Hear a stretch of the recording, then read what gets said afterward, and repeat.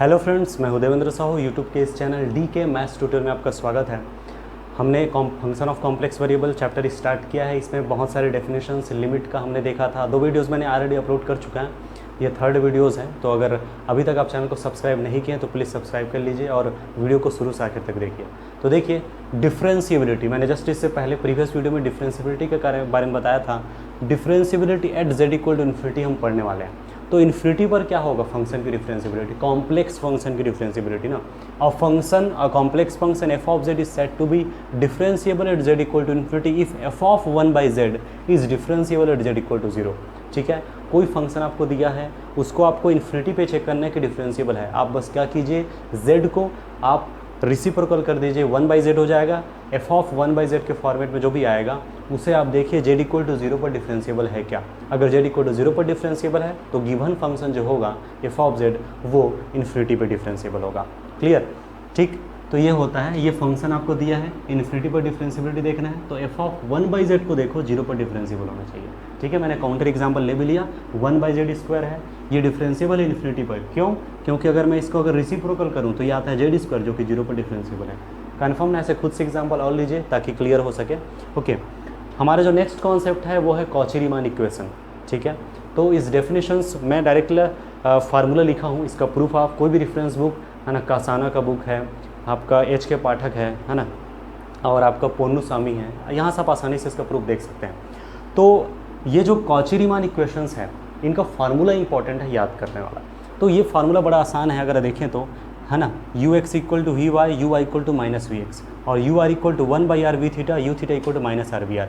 दोनों अलग अलग फॉर्मेट में, कार्टेशियन फॉर्म में, पोलर फॉर्म में, दोनों को भी यूज़ हो सकता है, तो दोनों याद रखें। लेकिन इंपॉर्टेंट स्टेटमेंट मैंने लिखा वो स्टार्टिंग में है। देखिए, let F be a differentiable function, that's important. Function differentiable होना ज़रूरी है। पॉइंट किस पर देख रहे हो? z0। z0 मतलब x0 plus i/0। x0 plus i/0 में अगर मैं R2 का पॉइंट बनाऊँ तो क्या होगा? पेयर में x0 y0। ठीक है, याद रखिए कि F of z equal to u plus i/b, ये तो कॉम्प्लेक्स फंक्शन है लेकिन u और v तो रियल वैल्यूड फंक्शन होते हैं ना। तो ये जो u होता है ना, ठीक, उन पर रिजल्ट है ये।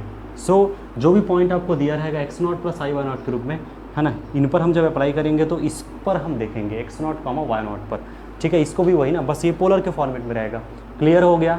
तो जब भी फंक्शन डिफरेंशिएबल होगा किसी पॉइंट पे x0 प्लस i/0 पे, तो x0, y0 पे ये CR इक्वेशन सेटिस्फाई होगा। ठीक है, ये del u by del x equal to del v by del y है, और ये del u by del y equal to minus del v by del x है। Just del u by del r equal to 1/r del v by del theta, और ये है del u by del theta equal to minus r del v by del r। Clear है? बहुत आसान formula है। Okay, अब हम necessary conditions देखेंगे, necessary and sufficient condition for differentiability. उनके बाद इनके एग्जांपल्स भी हम देखेंगे। Okay, necessary condition for differentiability. Let f from d is contained in C to C be a complex function such that f of z equal to u of xy plus iv of xy, and let z0 belongs to d interior, that is z0 is interior point of d। Differentiability का case है ना, तो interior point पे check करेंगे। Define s equal to xy such that x plus iy belongs to d is contained in R2. Also let u v from s to r. Suppose f is differentiable at z0 equal to x0 plus iy0, then ux, uy, vx and vy exists at x0, y0. CR equations hold at x0, y0. Okay, तो क्या चीज़ हो रहा है? पहले तो आप complex function लेकर चलेंगे, जिस पॉइंट पे आपको चेक करना है वो पॉइंट आप लेंगे। ठीक है, इंटीरियर पॉइंट। अब आपको पता है कि जो भी यहाँ पर डोमेन होगा फंक्शन का, ठीक है, उसमें कॉम्बिनेशंस में एलिमेंट होंगे लाइक दिस। उसमें जो पेयर्स हैं उनका कलेक्ट जब करेंगे, जो कि R2 का सबसेट वो S होगा, जो कि U और V यानी रियल और इमेजिनरी पार्ट का डोमेन होगा।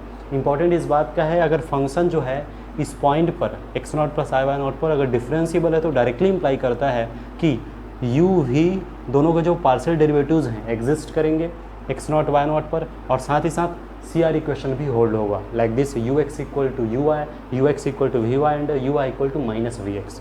Okay, at x0, y0। तो आप देख पा रहे हैं कि ये this implies this, p implies q। सो हमें पता है कि अगर p इम्प्लाइज q है, p इम्प्लाइज q, सो इसका निगेशन पार्ट क्या है? Negation p, negation q implies negation p। ठीक है, या not q implies not p करके। इसका मतलब ये हुआ अगर f डिफरेंशिएबल है तो ये होल्ड होता है, अगर ये होल्ड नहीं हुआ तो f डिफरेंशिएबल नहीं है। So this is necessary for this. Clear हो रहा है, मतलब this and this are necessary for differentiability. Clear हो, इसलिए नेसेसरी कंडीशन कहा जाता है। बट नेसेसरी है लेकिन ये सफिशिएंट नहीं है, इन दोनों से इंप्लाई नहीं होता कि डिफरेंशिएबल होगा। तो सफिशिएंट क्या है वो हम जस्ट देखेंगे, उससे पहले नोट देख लेते हैं।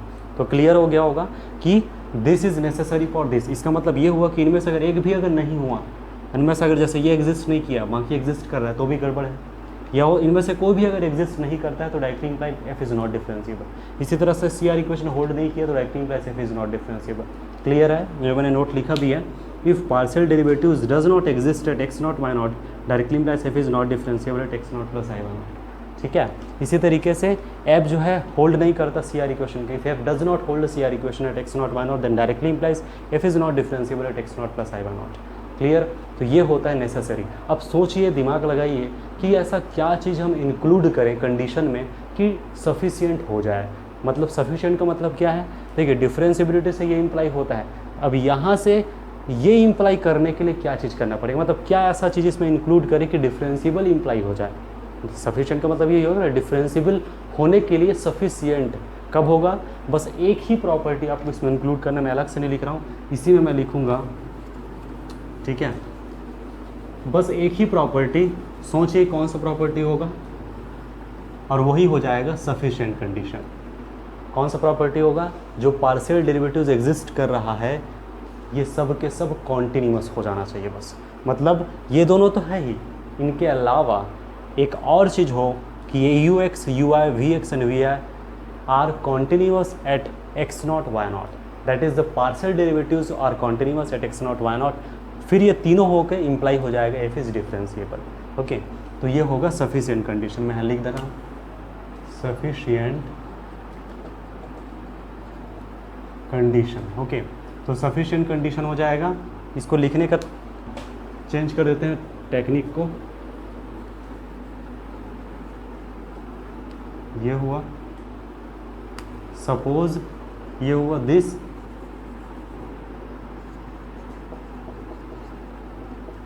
सच दैट ये फर्स्ट पॉइंट, ये सेकंड पॉइंट, थर्ड पॉइंट में लिख रहा हूँ u x u i v x and v y are continuous at x not Y not, then directly implies f is differentiable at z not equal to x naught plus i y naught। ठीक है, ये होगा sufficient. Okay, मैं इसको revise करा देता हूँ ताकि क्लियर हो जाए अच्छे से। तो sufficient condition for differentiability, same वही स्टेटमेंट, कॉम्प्लेक्स फंक्शन लिए f of z equal to u of x y plus i v of x y. जिस पॉइंट पे बात करेंगे वो इंटीरियर पॉइंट होगा फंक्शन के डोमेन का, एज डिफाइन कर लीजिए। अब देखिए u and v are real valued functions such that u x u i v x v y hold करता है। ठीक है, एग्जिस्ट है, सी आर इक्वेशन भी होल्ड है, और साथ ही साथ जितने भी पार्शियल डेरिवेटिव्स हैं सबके सब कॉन्टिन्यूअस है। तो यहाँ से डायरेक्टली इंप्लाई कर जाएगा कि f is differentiable at z not equal to x not plus I Y not. Clear हुआ। तो जब भी फंक्शन की डिफरेंशिएबिलिटी आपको चेक करना हो तो आप देखिए पार्शियल डेरिवेटिव यू और वी पहले निकाल लीजिए। ठीक है, कॉम्प्लेक्स फंक्शन में जो रियल और इमेजिनरी पार्ट है यू और वी दोनों को आप निकाल लीजिए, और यू और वी की डिफरेंस आप क्या देखिए, दोनों की पार्शियल डेरिवेटिव एग्जिस्ट करता है कि नहीं। पार्शियल डेरिवेटिव एग्जिस्ट करेगा, उसके बाद ही आप किसको चेक करेंगे, सी आर इक्वेशन होल्ड कर रहा है कि नहीं। उसके बाद आप देख लीजिए जो पार्शियल डेरिवेटिव एग्जिस्ट कर रहा है क्या कंटिन्यूअस है। अगर ये तीनों हो गया तो इंप्लाई कर जाएगा कि फंक्शन क्या है, डिफरेंशिएबल है। क्लियर, मैं एग्जांपल से ले रहा हूँ, इसको आप ध्यान से ऑब्जर्व कीजिए। सिंपल एग्जांपल से हम स्टार्ट करेंगे। देखिए जैसे मैंने लिया f of z equal to examples, f of z equal to z bar that is z conjugate, है ना। जेड कॉन्जुगेट इसका मतलब हुआ एक्स प्लस आई वाई का bar x minus i y. Here u equal to x और v equal to minus y. तुरंत आप निकालेंगे यू एक्स और यू वाई और वी एक्स और वी वाई। अब देखिए since u x not equal to u y v y, ये प्रॉब्लम है। ये दोनों तो ठीक है, इक्वल है ना। U y equal to zero, तो इको माइनस जीरो लिख सकते हो, तो माइनस वी एक्स हो जाएगा, इसमें कोई दिक्कत नहीं। बट ये प्रॉब्लम कर रहा है u x not equal to v y, तो सी आर इक्वेशन होल्ड करने का मतलब है दोनों कंडीशन होल्ड होना चाहिए। सी आर इक्वेशन का दोनों कंडीशन होल्ड नहीं हो रहा है ना, मतलब ये हुआ कि सी आर इक्वेशन होल्ड नहीं हो रहा है, तो पार्शियल डेरिवेटिव एग्जिस्ट कर रहा है, ठीक है, but C R equation hold नहीं हो रहा है। इसका मतलब क्या हुआ, यहाँ तो नेसेसरी कंडीशन ही फुलफिल नहीं हो पाएगा, तो नेसेसरी कंडीशन फुलफिल नहीं हो पा रहा, डायरेक्टली इंप्लाई कर जाएगा कि function is not differentiable. Okay, इसका मतलब ये हुआ कि therefore F is not differentiable at x. अच्छा, किस पर डिफरेंशिएबिलिटी की बात कर रहे हो आप? इंटरेस्टिंग क्या है देखिए, यू एक्स वन और वी वाई माइनस वन ये कभी भी इक्वल नहीं हो सकते, पूरे डोमेन पे इक्वल नहीं होगा। और डोमेन क्या है, जेड बार के लिए डोमेन क्या होगा, पूरा कॉम्प्लेक्स प्लेन। हमारा जो डोमेन है वो पूरा कॉम्प्लेक्स प्लेन है, तो पूरे कॉम्प्लेक्स प्लेन पर हम बात कर रहे हैं कि ये कभी भी इन जनरल इक्वल नहीं होगा। जब इन जनरल पूरे डोमेन में इक्वल नहीं है, डोमेन के हर एक पॉइंट के लिए इक्वल नहीं है, इसका मतलब डोमेन के हर एक पॉइंट के लिए it not satisfy the condition of C R equation in domain, and so it is not differentiable in whole domain, that is in C. Clear हुआ? इस जेड बार की खासियत क्या है, सोचिए। जेड बार की खासियत ये है कि जेड बार कॉन्टिन्यूस एवरीवेयर है, पूरे सी में कॉन्टिन्यूस है, ओके, लेकिन डिफरेंशिएबल नोवेयर है। कॉन्टिन्यूस एवरीवेयर क्यों है, ये है क्या, एक्स माइनस आई वाई के फॉर्मेट में, x continuous everywhere, minus y continuous everywhere, polynomial है, सो इसका मतलब है continuous everywhere but not differentiable, differentiable nowhere. तो इंटरेस्टिंग यू नो कि continuous everywhere but differentiable nowhere, उनका ये एग्जाम्पल है। क्लियर हुआ? तो इस तरह से मैं लिख भी सकता हूँ नॉट डिफरेंशिएबल इन सी। इसका मतलब ऐसे बहुत सारे एग्जाम्पल होंगे ना। जेड बार जब मिल गया तो जेड बार में स्केलर मल्टीपल कीजिए, पूरे स्केलर मल्टीपल कीजिए ना। स्केलर क्या मल्टीपल कर सकते हैं इसमें, पूरा सी का जितने भी एलिमेंट मल्टीपल कर सकते हैं। मतलब there are uncountable functions which is continuous everywhere but nowhere differentiable. Confirm है? एक और एग्जाम्पल ले रहा हूँ।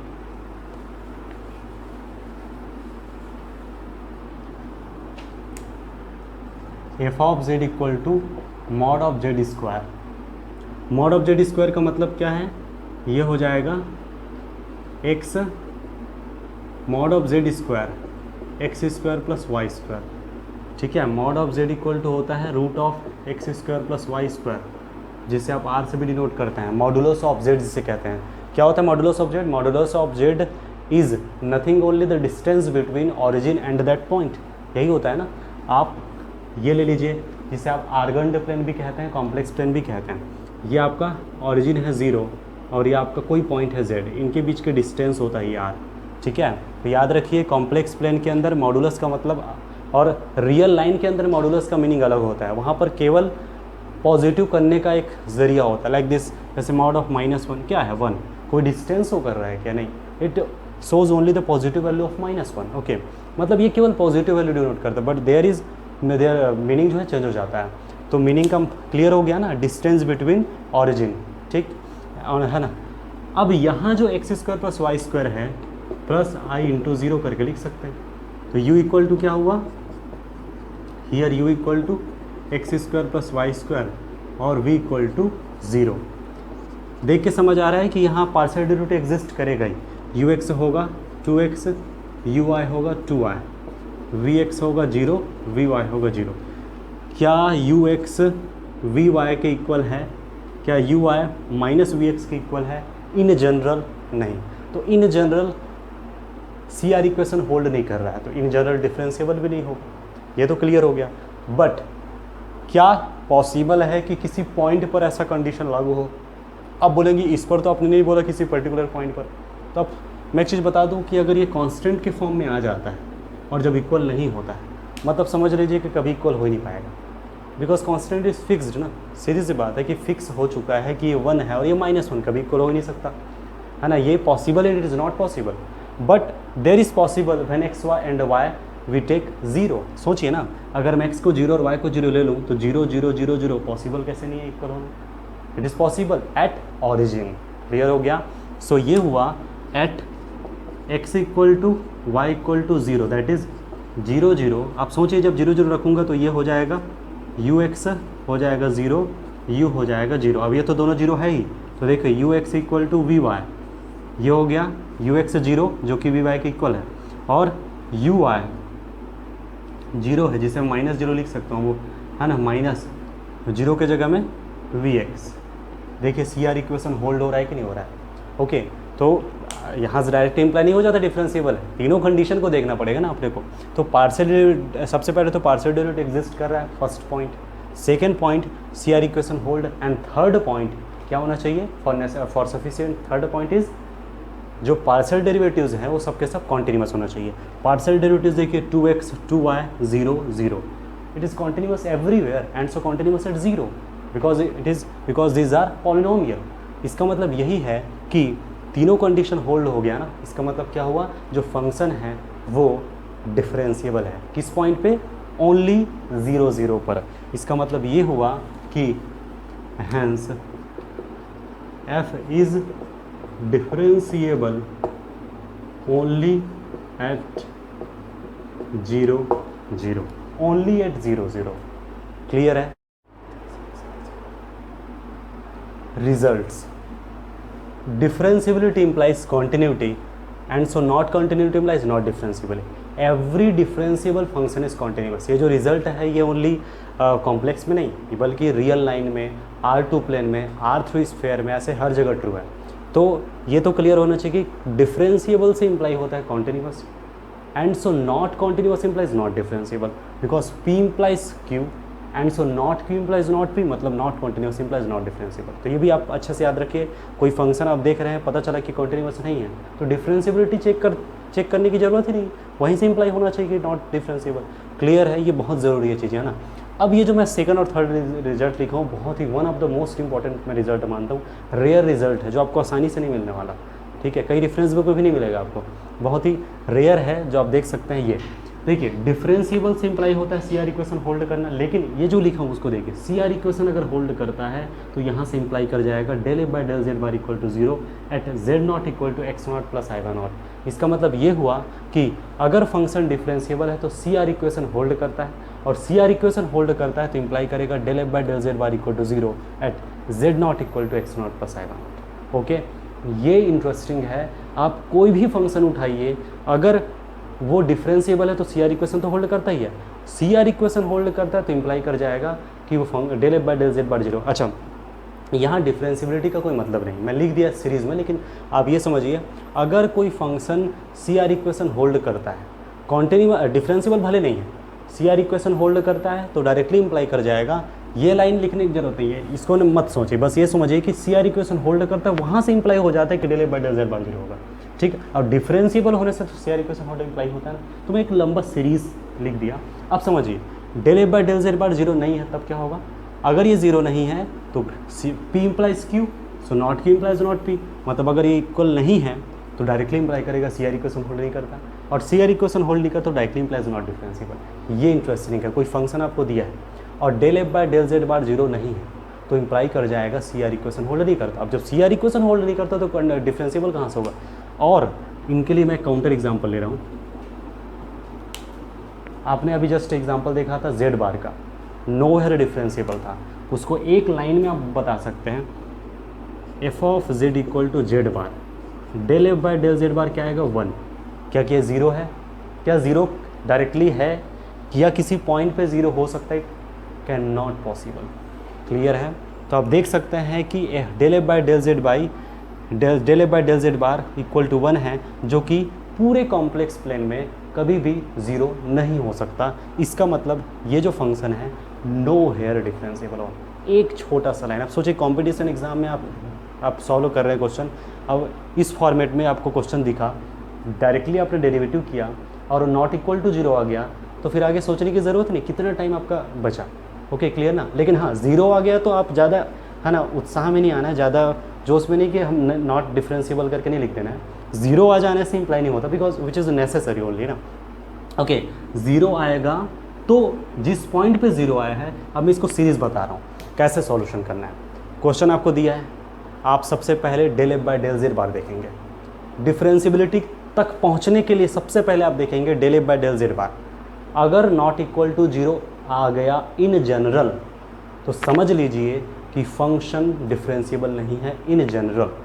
अगर किसी पर्टिकुलर पॉइंट पे ज़ीरो आ रहा है तो उस पॉइंट पे पॉसिबल है कि function C R equation hold करेगा।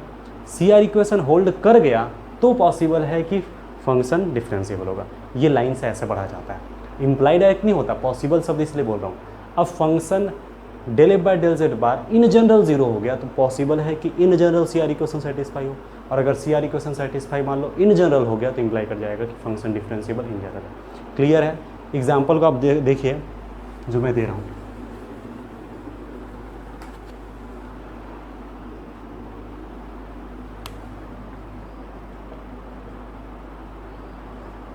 F of z equal to z mod of z square like this, ये मान लो आपको दिया हुआ है। अब सोचिए यहाँ आपको बोला जाए कि फंक्शन की डिफरेंशिएबिलिटी बताइए, describe the differentiability of this function. मतलब मीनिंग ये है, आपको कोई सामने से दिया नहीं कि भैया आप इस पॉइंट पे चेक करो, ऐसा नहीं बोला है, आपको सिर्फ बोला कि हाँ आप इस फंक्शन की डिफरेंशिएबिलिटी बताइए। अब क्या करेंगे? अब इस सिचुएशन में आप करेंगे कि z into mod of z square जो है, सबसे पहले जो मैंने प्रोसीजर बताया था del f by del z bar, तो जेड बार दिखना भी तो चाहिए इसमें, तो वो पहले वो करेंगे आप z into z z bar, तो z square into z bar मिल गया जेड बार। ओके, तो del f by del z bar देखिए क्या है जेड स्क्वायर। परफेक्ट। अब सोचिए क्या ये जीरो आ सकता है इन जनरल? इन जनरल शब्द में जब भी बोलूँगा तो समझना पूरे डोमेन पे बात कर रहा हूँ। क्या इन जनरल जीरो आया, क्या डायरेक्टली आया, क्या जीरो नहीं आया? मतलब in general C R equation hold नहीं होगा, और in general C R equation hold नहीं होगा तो इन जनरल डिफरेंशिएबल नहीं होगा। आप सोचो मात्र इस लाइन से आप बता दिए कि सी में डिफरेंशिएबल नहीं है। अब सोचो 4 ऑप्शंस रहते हैं, उसमें 2 ऑप्शन इस बेस पे पूछा गया होगा मान लो, तो ऐसे डिस्कार्ड हो गया, ठीक है ना। अब ये देखना है कि किसी पॉइंट पे जीरो हो रहा है क्या, तो सबसे अच्छा तरीका बताता हूँ, आप इसको जीरो के बराबर कर लीजिए। अगर इसको जीरो के बराबर करेंगे तो आपको पर्टिकुलर पॉइंट मिल जाएगा, ठीक है। आप सोचेंगे हमेशा मिलता है, हमेशा नहीं मिलेगा। देखिए ये एग्जाम्पल है, क्या इसको जीरो के बराबर मैं कर सकता हूँ? पॉसिबल ही नहीं है, बट यहाँ पॉसिबल है, जीरो के बराबर कर सकता हूँ मैं, और करूँगा तो मुझे ये मिल जाएगा z equal to zero. Z equal to zero का मतलब क्या? X plus y equal to zero, यानी x equal to y equal to zero. Meaning ये हुआ कि जेड इक्वल टू जीरो पर ये जीरो हो सकता है। क्लियर है? तो जब भी z के फॉर्मेट पे मिलेगा ये ना, इन जनरल जीरो नहीं मिल रहा है बट z के फॉर्मेट मिलता है, तो जीरो के बराबर कर देना। जीरो के बराबर करने के बाद z का जो भी पॉइंट मिलेगा उस पॉइंट पे वो जीरो देता है, तो z इक्वल टू जीरो आया डायरेक्ट, तो उस पॉइंट पे ये जीरो देगा। मतलब कि ये हुआ at z equal to zero del f by del z bar equal to zero. अब z इक्वल टू जीरो पर पॉसिबल है कि सी आर इक्वेशन होल्ड होगा, तो सी आर इक्वेशन होल्ड होगा मतलब आपको क्या देखना पड़ेगा? u और v निकालना पड़ेगा।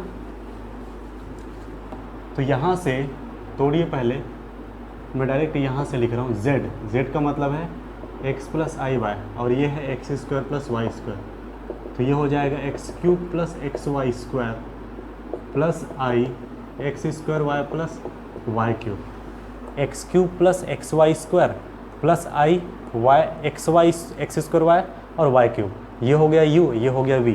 तो here u equal to x cube plus x y square और v equal to x square y plus y cube. तो u x निकाल लेते हैं, 3x square plus y square, और u i निकाल लेते हैं 2xy, ठीक है।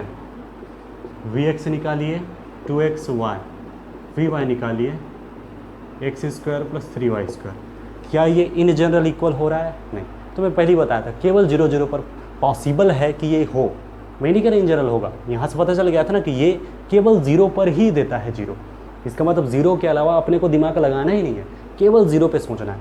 तो इसको देखो क्या 0 पर होता है। अगर मैं z इक्वल टू 0 का मतलब है एक्स वाई इक्वल टू 0 अगर रखूँ तो ये पूरा 0 0 0 0, इसका मतलब यू एक्स यू वाई है ना, वी एक्स और वी वाई, ये पूरा 0 है। इसका मतलब मैं u x equal to u y लिख सकता हूँ, और v x equal to u x equal u y equal to 0, जिसे -0 लिख सकता हूँ, तो होगा minus v y, sorry minus v x, ठीक है। इसका मीनिंग क्या हुआ? इसका मीनिंग हुआ सी इक्वेशन होल्ड कर रहा है z equal to 0, del f by del z bar 0 हुआ 0 पर, सी आर इक्वेशन होल्ड भी हो गया 0 पर। अब पॉसिबल है कि 0 पे डिफरेंशिएबल होगा, पॉसिबल, अभी भी पॉसिबल वर्ड ही बोलूँगा। तो अब सफिशिएंट कंडीशन क्या है डिफरेंशिएबिलिटी का, आपको पता है। आपको ये पता है कि जो पार्शियल डेरिवेटिव्स एग्जिस्ट करना चाहिए, जीरो पर ही आप देख पाएंगे ना, तो जीरो पर ही आप देख लीजिए एग्जिस्ट कर रहा है, और देख सकते हैं सबके सब जीरो आ रहा है, मतलब कॉन्टिन्यूस भी है, CR इक्वेशन भी होल्ड हो रहा है, इंप्लाई कर जाएगा कि फंक्शन क्या है, कॉन्टिन्यूस है, सॉरी डिफरेंशिएबल है। तो therefore f is differentiable at z equal to 0। Clear हुआ, ऐसे देखा जाता है। देखिए और मैं एग्जांपल, अगर मैं डायरेक्ट इसको देखूँ,